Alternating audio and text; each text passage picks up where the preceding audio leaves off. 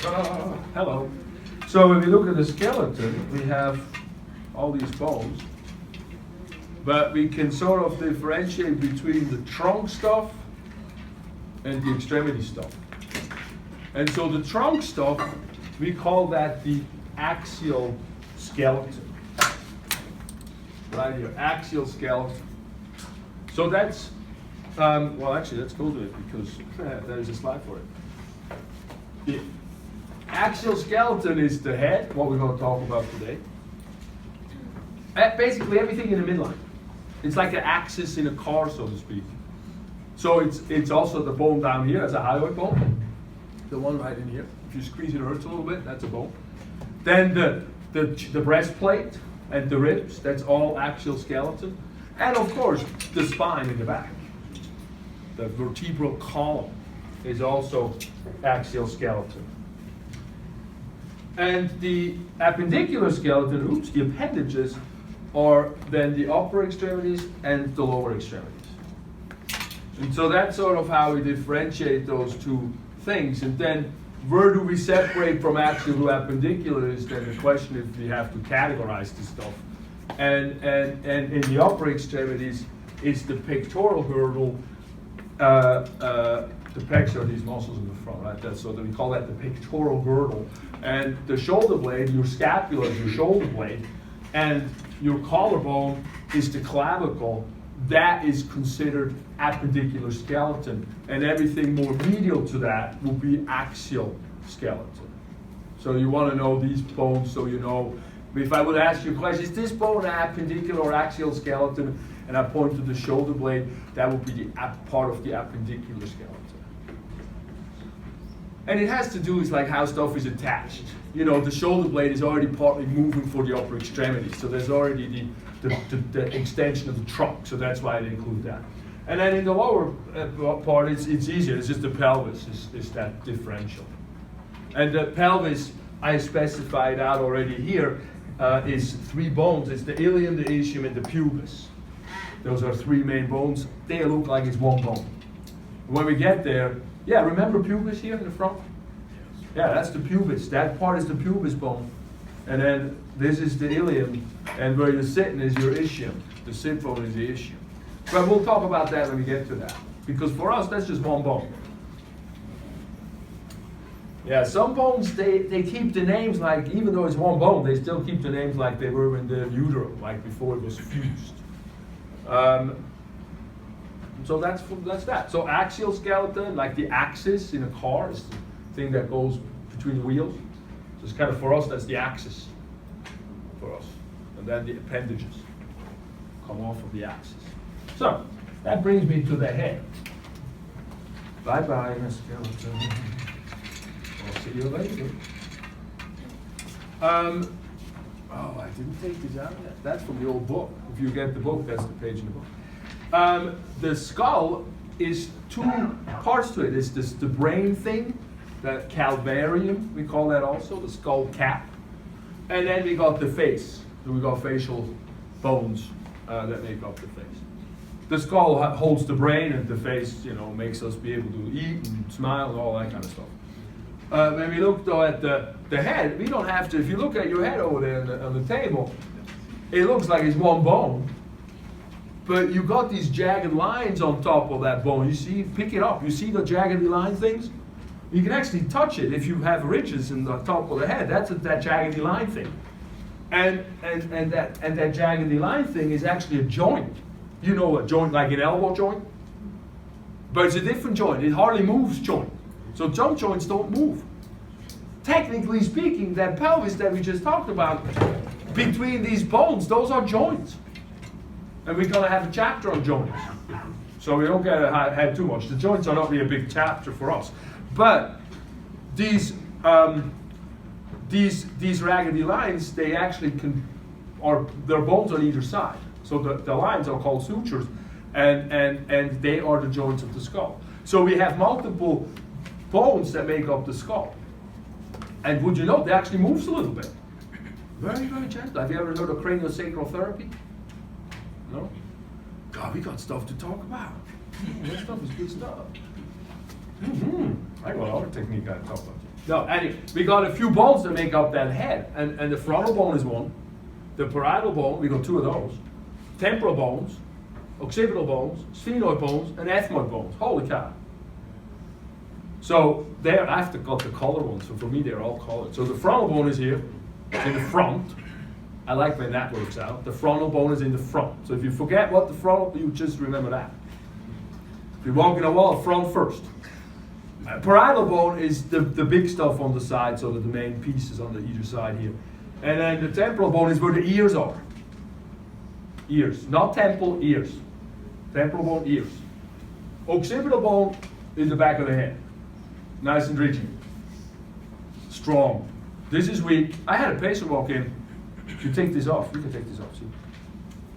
It's very skinny. I'm not sure. Is this cabinet back there unlocked also? One of those? No. Too bad. I wonder if the individual bones are somewhere. I'm gonna have to look around. But that bone is very skinny on the side here. So I had a patient walk in once, that was years back, and she's like, I have always migraines. I'm like, something's weird here. Did you get hit? She go ahead. Did you leave him? Uh-huh. But that's very dangerous because this is very, very, very flat bone and it's very skinny. You can break that thing easy. So, you know, it's not just because you gotta handle that stuff. No, sometimes it's dangerous. So that's the temporal bone, occipital bone, and then the sphenoid bone is weird. The sphenoid bone you can hardly see. If you look here, you see that yellow thing? They're going from side to side underneath. That's a sphenoid bone. That's like a weird bone. See that in there? That thing. It's like in the inside. But it's an interesting bone because every other bone touches that bone. So have you ever had a concussion? You know, when you hit your head against something real heavy and you go, whoo! And it's like headache and it's like, oh, everything's off now. Then the lights don't match up, it's not good. Then you need to sit down. But when you have a concussion, some of these things get stuck. The sutures don't move a little bit. The fluidity goes away. It's not like they have to move a lot, but a little bit. Because there is fluid inside the brain. And we need to be able to move that fluid around. And if you hit the head with something on the side of something really hard, it jams it. And this bone becomes crucial because if you can move this bone a little bit, you can unjam things. So that's very interesting to me. Yeah, there's a technique that I learned. You actually take, you know, a finger glove thing, like the plastic gloves, but just for a finger cuff. You put that on a blood pressure sphygmometer, blood pressure pump thing, and you guide the balloon a little bit up into the nose, right underneath here, and you pump it up, and it pops the bone back. It's very effective. It seems really awful, but it's a balloon. It's not that strong. It's not a knife or anything. And if somebody's really in a lot of trouble and a lot of whiplash problem and headaches, then you do that a few times, and it helps a lot. My teacher did somebody who hit her head on a wall and a half pipe and couldn't stand on one leg, and 6 weeks later she won the gold in Vancouver because he did that technique on her. So that's kind of cool. But that's why something like that will work. And the ethmoid bone is taken away here. It's deep in the nose. So as you look up into the nose, it's all kind of, you look up at it, it's kind of, there's a whole bunch of stuff up in there. That's ethmoid bone stuff.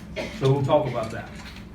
And then we get to the face. And the facial bones, just to briefly go through, there's a bunch of them too, look at that. The maxilla and the palatine kind of go together. It's the upper roof.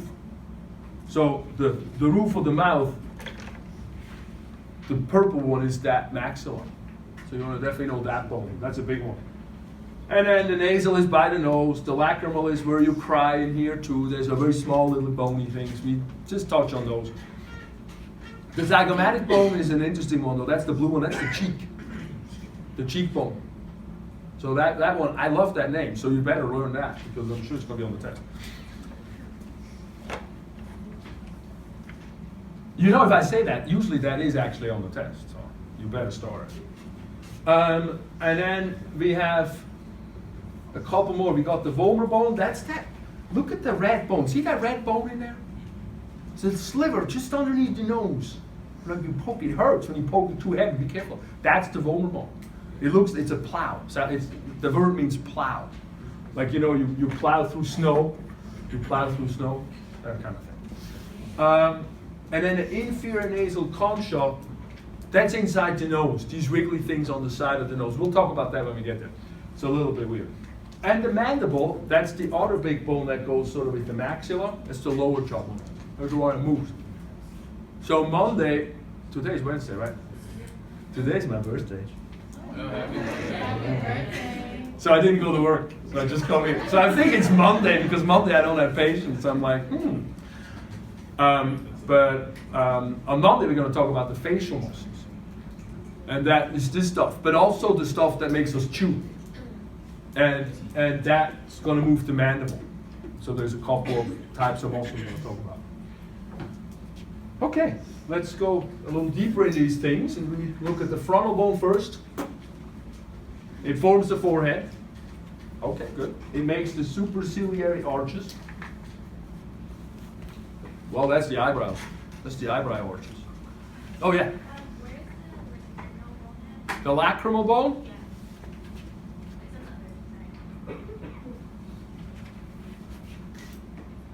It's not on here, huh? We'll get to it. It's somewhere here.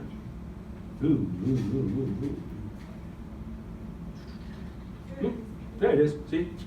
We're going to have the nasal right by the nose. And the lacrimal is right in, you know where you get the Sandman in there? That, like morning when you wake up and it's like the stuff is in there, that's in there. Because the lacrimal bone is where the tears, when you make tears, the tears are made on the outside of the eye socket.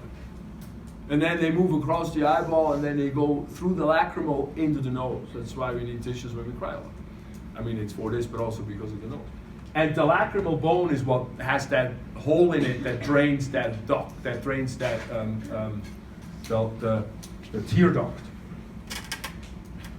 Good, so we've done that now, that's good. So back to the frontal. I didn't catch that wasn't on that list. That was a good catch.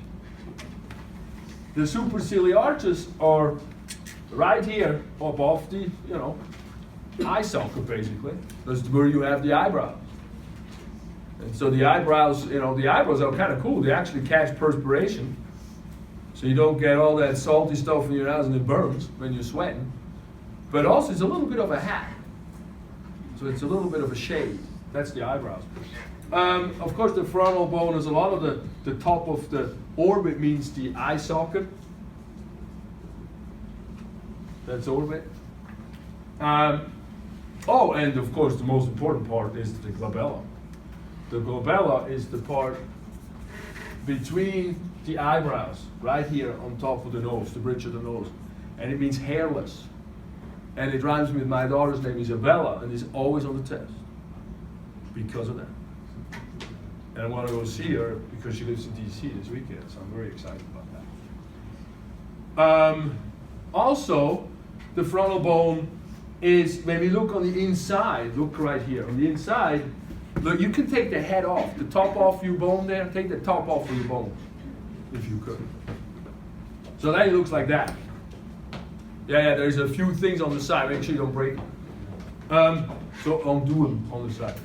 And when you look in like that, you see there's like three parts where, like three different levels where things can sit in. Can you see that?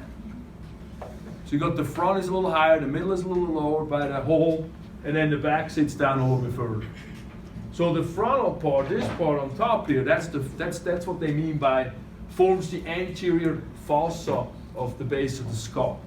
So the anterior fossa is that front part. There's a slide where I have a middle fossa and a posterior fossa. It's not a term on the list, so it's not too engraved, as a term, but that's what it is. Also, it's got the sinuses in it, the frontal sinuses. You know about sinuses? They're like whole pop. Yeah, you feel them sometimes? I know, I feel them sometimes. I call it neti putty. So it doesn't get all stuffy. But the sinuses are chambers in the skull, so the head is not as heavy, and it makes the voice resonate. So you can be really loud. Don't need a microphone. So that's sinuses. I think we have a slide on sinuses. That then brings me to the parietal wall. No, the parietal bone. That means wall. So that's the big bone on the side of the head. That's the yellow one over here. And that bone, it doesn't even have too many landmarks. Parietal eminence, that's just the widest part. The reason why that's important is because when the babies are born, that's the widest part of the head. When the skull's got to squeeze through that birth canal, that's kind of a tough situation, and so that's what's going to squeeze. The reason why that's going to be able to squeeze is if you actually look at, see here, these jaggedy lines, these are the sutures. They're like this, jaggedy. But then you got one on the side that like is all this is flat. When you look, that's then when the temporal bone comes in like that from the side, and they lay over each other like that.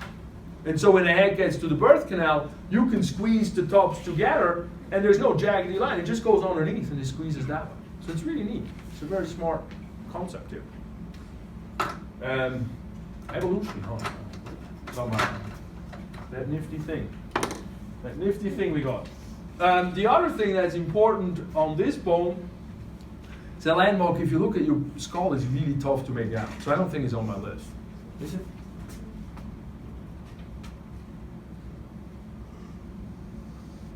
Yeah, it is on the list for homework. You see this here? The artist can draw it. And that's where you have a muscle attached. So if you actually take your hand and just put it above your ear, and you just clench your teeth, you feel the bulging? That's that muscle. That muscle is a chewing muscle. So it's attached right here. So if you that's the superior temporal line where that muscle goes in.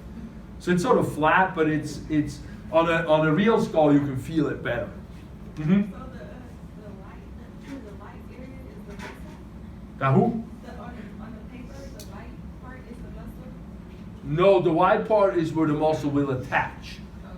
The muscle is right here, actually. I put it there. So see, it goes right into that area where that is. So very often when you have this is a bad example because it's not really rough, but when you have roughage, like, look, turn your skull upside down. And you have that hole right in the middle of it. And then on the side you got these stumps coming out. Yeah, these are the behind the ear ones. If you actually push them, it hurts a little bit. But that's muscle attachments. So a lot of times when the bone looks rough, it's got a little roughage around it, or it's got a bump, like on the hip here, it's got a bump on the side, like this bump over here. That's muscle attachment. Most of that is muscle attachment. Otherwise, why would it be there? That's always a good. This is a place where the why question is good. Not because you want a different answer, like the kid, but because we want to know. And without the why, we do not ever get to the next. I want you to learn, I want you to study as little as possible. You know how that works? You understand as much as possible. And when you understand it, the studying, then you got to squeeze it into the head somehow to remember it, but that's where the flashcard shows up. Because once you understand, you just remember the understanding, and then you got it. I'm very kinesthetic, like that feely thing. And so I have to like feel these things. I realized in chiropractic school, it's like I almost have to feel. And then I talked to my old head of the department, and he's like, when I analyze and read, I have to like interact with the material. Otherwise I fall asleep. And I'm like, you're an academic. And it still happens. It's not just me. And I'm like, it's not just me. So I think it's really difficult for many of us to just sit down and so I have to work the material. Guess why I'm doing this kind of stuff? That's how I work my material. Once I know this, I know it. And so that's sort of the process. But this stuff, the why is very important. And with biomechanics, you can ask me the why fairly well. Oh, look, here's sutures. We have the sutures. These are these jagged lines. So see, we got one right here. This is the frontal bone. This is the parietal bone. So you got one right here between the frontal and the parietal bone. They call that the coronal suture. The crown, the corona, is like that. So that's this way. And then we got another one right here between the parietal bones. That's the Sagittal suture, that's the sagittal plane. We did chapter 1, sagittal plane, up and down. So sagittal suture. Then we're going to get to the next bones. Two more here that I want you to know. One is called the lambdoid suture, and look at that. That never really shows up well, but on the picture. But here, if you look back here, you see how the sagittal comes down, and then the occipital bone here, that's the occipital bone, the suture goes downward like that. And so that looks like a lambda, a Greek lambda as a letter. So they call that the lambdoid suture. So that's a stretch. That was midnight when they came up with that name. It was a lot of wine. I mean, you've got to figure out how did they give these names to these things. It's got to be that, right? And then we got the last suture is the one that I talked about on this other slide, where the flat one that's between the temporal bone, the temporal bone here and the parietal bone here, and that's called the squamous suture because squamous leans flat, and so that's the flat suture. That way, when we get born, it gets to be squeezed. The skull can squeeze together without having these jaggedy lines coming to the way. So that's very neat. Sutures, fontanelles. Oh, you remember when you were a baby? I was never a baby. No, I'm still a baby, that's the problem. Sometimes. When we are born, these skull plates are not fully formed because, we got to squeeze that brain out into the world. Have you ever seen a cone head when you're born? Sometimes it takes a while these plates to come back down. That's the cone head thing. I mean, that is a look. Just don't say the kid later. That's when you want to have this craniosacral therapy. That's when you go to an osteopath or so. If your baby's born as a cone head, you call me up and say, what are we going to do about that? And then we'll figure it out. But you have my number, right? But we have two main places where the skull plates do not meet yet. And that's the anterior and the posterior fontanelle. The soft spots. Those are the soft. If you have a baby, you know the soft spots. Otherwise, shame on you. Never touch the baby. Because the baby needs you not to push on it. Because underneath is a brain. Don't squeeze the brain. Remember in the last chapter before that test thing, we talked about how bone is made? Intramembranous ossification, where you have two membranes and in between the bone starts growing. That's the leftover remnant of this membrane. And then the bone will fuse when the soft spots close up. I need to find these all the time on adults when I need to look some reference points for the skull when I do some work. So these come up all the time. Been feeling a lot of fontanelles. That brings me to the temporal bone. I like the temporal bone. Now let me, yes? Like, how long does it take for a baby's head to finish, Ooh, that, I need to look that up. My kids are too old for that, remembering that. I don't remember that. Look at that temporal. Oh, they're not easy. Too bad. They label the things with temporal bones and there's nothing in it, so that doesn't help. No, I have to look it up, but I think it's weeks or months. Anybody remember? You guys got kids, right? Young ones? Well, how long does it take? I think the one is 5 weeks, the front? A year. And then the front is much longer, yeah. It's a year. So if you don't know about these, don't touch your baby that's on her ear. All right, temporal bone. It's one of my favorites. That's the one behind the ear. And I do need this. I should use it. So what do we have there? We have a very thin, I talked about that already. There's a very thin part. That's sort of this part. Let's call it the squamous portion. That's right by the suture. I don't think that's on my list of labels. I try to be clear about when I do the test, if you have ambiguity, like you don't know which piece I mean, for what, I do not want you to test on questioning yourself that way.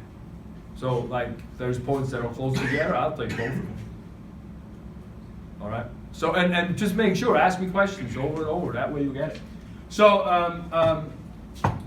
that's the thin portion. Then a big landmark for the temporal bone is, there's a few big landmarks on this one actually, is that mastoid process. So when you go behind your ear, you go behind here. That is a bumpy thing. You feel that bumpy thing? It hurts a little bit when you push hard. It's the mastoid process. Yes. I have a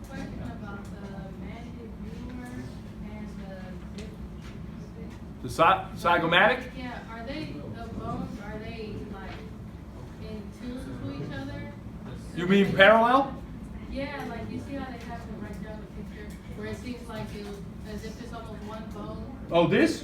Or what? on the little one. On this? Yeah, you see how the. That is one bone.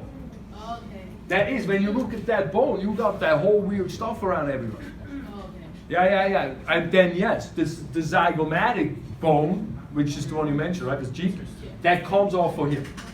So that bone goes from here and then it goes forward, and there is a little bit of a place you can actually feel if you really feel it. And there is that little cut, that's the suture. And then it continues to the front, then it's the cheek. Okay. So if you get good at palpating, you feel that a little bit. And so that would be right here. So yeah, you have a few landmarks. You got that bump behind the ear, then you got the ear hole, and then you got the stuff in the front where actually you got a place where the mandible sits in, where this comes together, where the jaw bone comes in. And so when we name them, we have the mastoid process is the back bump here, and then we got the what is important? The external acoustic meatus. That's an important term. That's the ear hole. They call that acoustic, or also they call it auditory. And meatus means, what does meatus mean? Canal, channel. So they also call that external auditory canal, or external acoustic canal, or external auditory meatus. They mix these names up around that. So if you know meatus means canal, that's good to know. That's a flashcard right there. There's these terms that come back over and over. If you do Bio 2, right? Bio 2, a lot of these terms come over. Meatus comes back over and over. Canal. And the word acoustic, you put acoustic, aka also known as auditory. And then you can futzel around with them. If somebody gives you attitude, you can mess with their head a little bit. I had this guy, he came from Southern California, of course. And I was talking to him, what's up with him, and I was like, you know, the bone's a little moved over there, and a little bit over there, and a little bit over there, and the muscle, feel the muscle. And he's like, you really a chiropractor? I was like, oh, so sorry. So let me start using the zygomatic joint, and blah, blah, blah, and blah, blah, and then it sounded good to him. So sometimes you gotta BS it a little bit. It wasn't BS, but it's still kind of weird. Why would I not talk in a language that everybody understands? So anyway, the next one, so the mastoid process, the external acoustic meatus, and then here in the front is where the mandible will sit in and come in from underneath, and that's known as the mandibular fossa. And fossa is another one of those terms you make a flashcard with. Fossa means a shallow depression. A fossa is a shallow depression that makes a joint. So here you got the fossa, and then from underneath, the mandible comes in. The mandible comes in and sits right here, sits into the fossa. So actually, let's do it on this. So by the end of my lecture, this whole thing is taken apart. You see it on here. You see the mandible is this one, and of course here it's not in there. The fossa is right here. So this piece is the temporal bone. So you have mastoid process, external acoustic meatus, mandibular fossa. Name after name. That's the game. The name of the game. Make sense? So it's a joint, you said? Yes, the mandibular fossa makes the joint with the mandible. And then we reference back to what's called when we get to the mandible. Because then you got the piece in the mandible that goes into here, and then we call that something. Everything has a name. They were really bored in the Middle Ages. Everything has a name. So is the not fair. petrous portion on the inside? Yeah, let's get to that. That's another one that I like.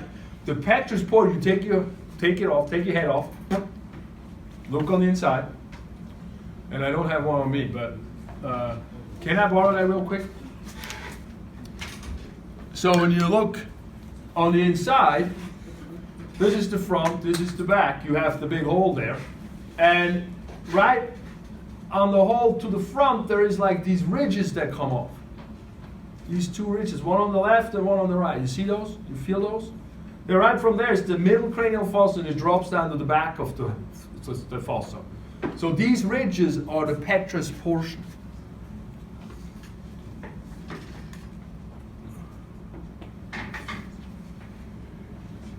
That's those ridges. So that's the petrous portion. And what we have in there is our ear, hearing stuff. So the outside ear is right here, and you go to the inside, and then a continuation of that hole is that petrous portion. And in there we got that snail thing, that cochlea. Have you seen that before? How we hear it. How we hear it is so cool. It's bending hairs, and then we hear it. Like, woo! Every time you go outside, you have a sound coming in here. The hairs bend, make a nerve impulse. So that's the petrous portion. And then we got a styloid process. We got to point that out. And that's right here, styloid process. And you can't feel it on yourself. It's a good thing because it will break off. It's on your skull underneath. It's just a little thing that comes down, and you think it's probably a mistake. It's right here. See right here, that little thing that comes down is muscle attachments. If something sticks out like that, it's got to be a muscle attachment. Otherwise, why would it be there? That's always the question. The body is really smart, but it's layer 2. So it's not just smart, it's also evolutional. I think there's evolution on it. I had this discussion with a patient who asked, so tell me about the body. Is it how intelligent is it? I said, it's okay, it's good. Well, let me tell you something. And he brought me some booklets to read up on. And then we went to talking about the creationism and the evolution, and it was like a really interesting, and I had to still work on him. And I was fine with it, but it hit me at some point that, God used evolution in an ever-changing life form as his creation. So it all works out. It's actually not one or another. It's the combination of both. And so when there is a stylus process, something like that, you go like, why the heck would that be there? Because it's totally aberrant. It doesn't make sense.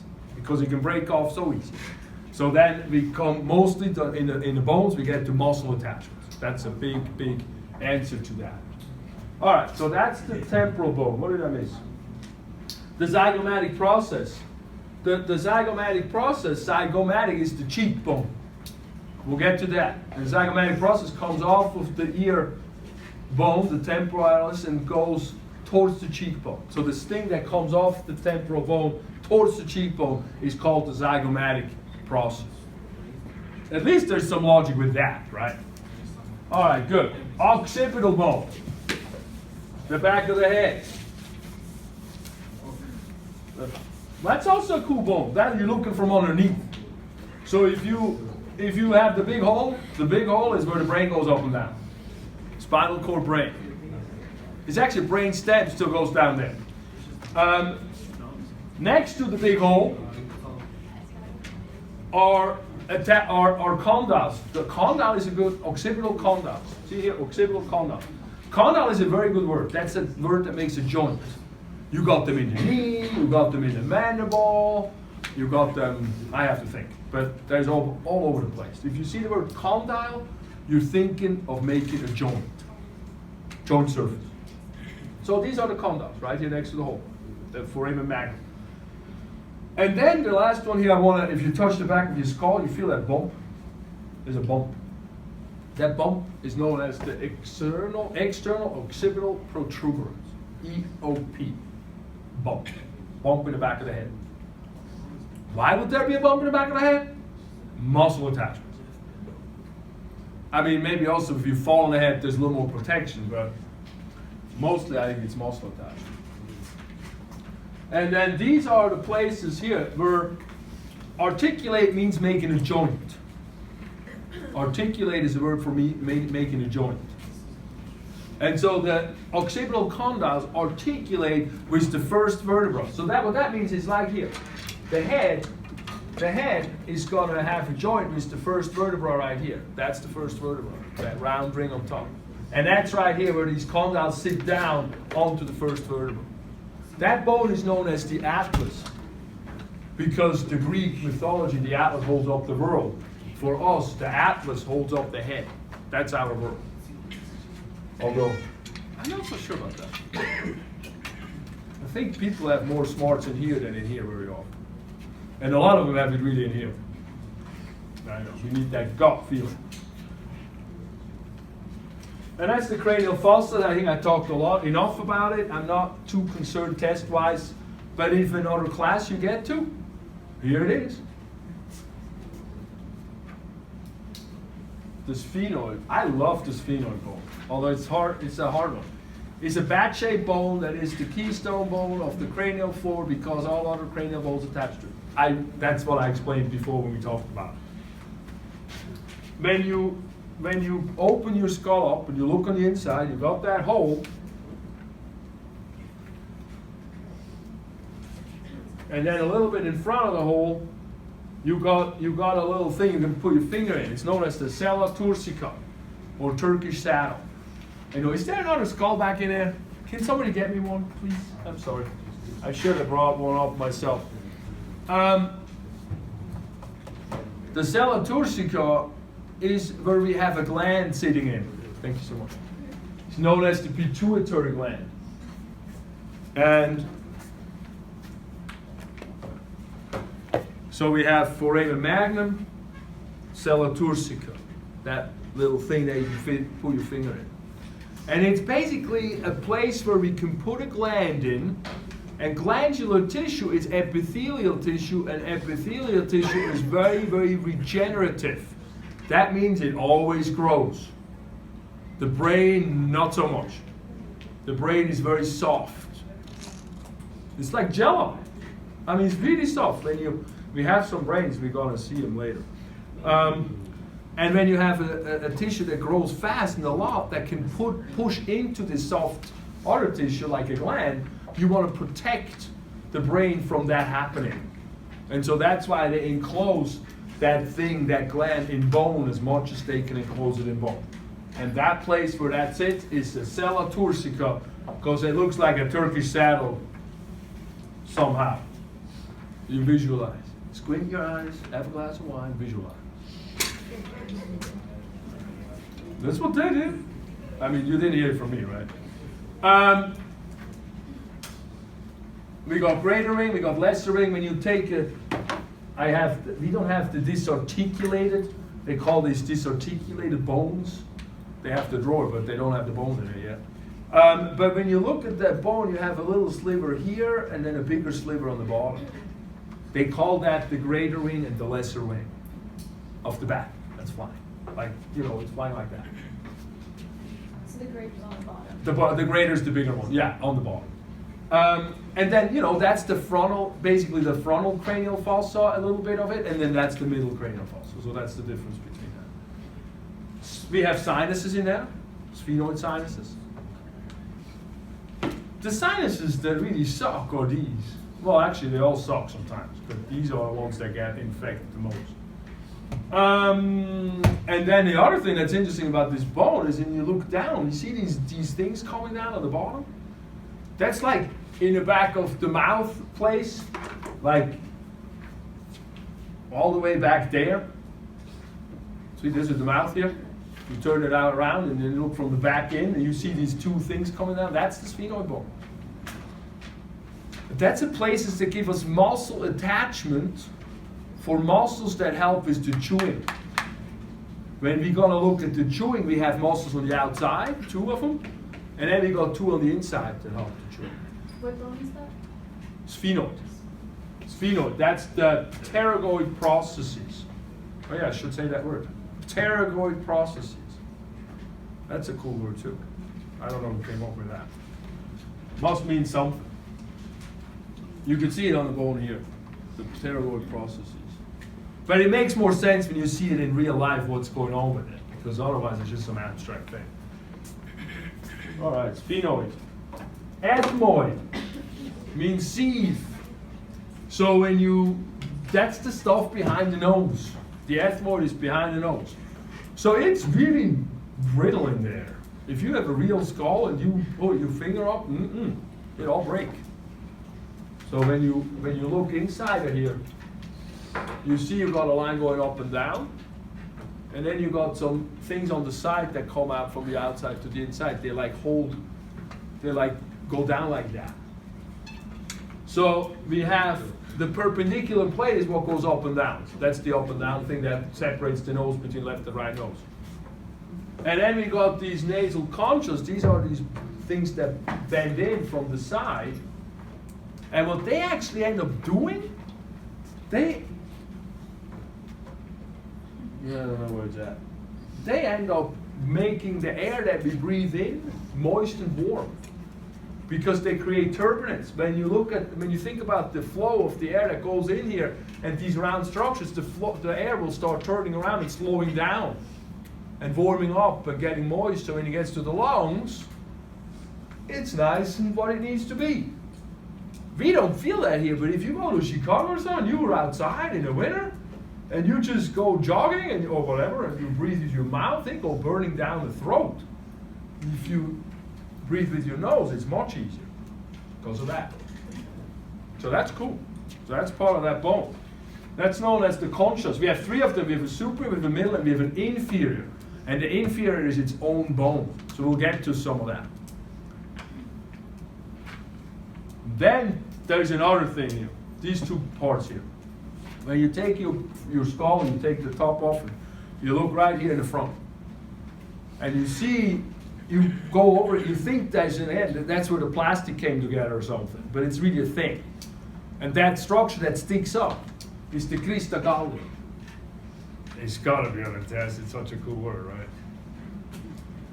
It's attachment of a membrane that separates the brain on the inside between left and right. It's known as the falx cerebri. You don't need to know that word. We'll talk about that later when we get to the next stuff. But it's an attachment of like a membrane. And when I say membrane, that's like a leathery, thick, tendony, strong thing. We'll look at that when we get to the brain. And right around that thing coming up here, there's little holes that you can't really see on the skull because it's not real holes. But when you look in the bone, there are real holes in there. And that's where the nerves go through from the nose into the brain that makes us smell. The olfactory nerve. Olfaction is smelling. And that's the cribriform plate. Cribriform means little holes. Olfactory nerve enters the skull. So that's where the smelling nerves goes into the head. That's a cool bone. And look at that. That brings me to the face. Maxilla, upper jawbone. That's the keystone bone in the face. It's not as, well, it's still important. I mean, but in the skull, it's really important because of concussions. But every other facial bone is touching it except the mandible. So the maxilla here, the upper jaw, everything, the zygomatic goes in, the nasal goes in, the lacrimal, everybody else attaches to that. So that's what that means, keystone bone. And so we have, we also have a part of the bone that then goes right to the cheekbone, the zygomatic bone, and they call that the zygomatic process again. It's a different bone now, but we have a zygomatic process now on the temporal bone and on the maxilla. And then we have teeth sockets, they call that alveolar margins. And we have, so that's just the term you have, that's where the teeth go. That's just for that part. So all of these. I hope they don't look like that almost. And then we got the palatine process, and the palatine process is the roof of the mouth. Well, why do you say process if it's a bone? Is it because it... I don't know. Y'all know? Because when I was reading the questions and it said, like, I was looking for certain bones, I couldn't remember if those were bones because it was saying, like, palatine process. So I'm like, is that part of the bone or what? Well, that's interesting because the palatine process is the roof of the mouth. But if you take your skull thing and you look on the roof of the mouth and you go all the way to the back, there's a little line that goes across, about a third towards, that's a suture for then that bone. So there is a process and there is a bone.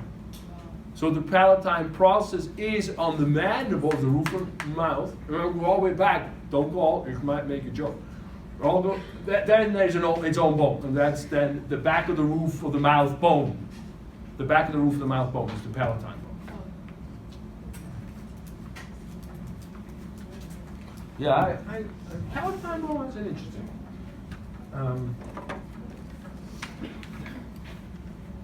Yeah, you can see here. See the purple and then the green?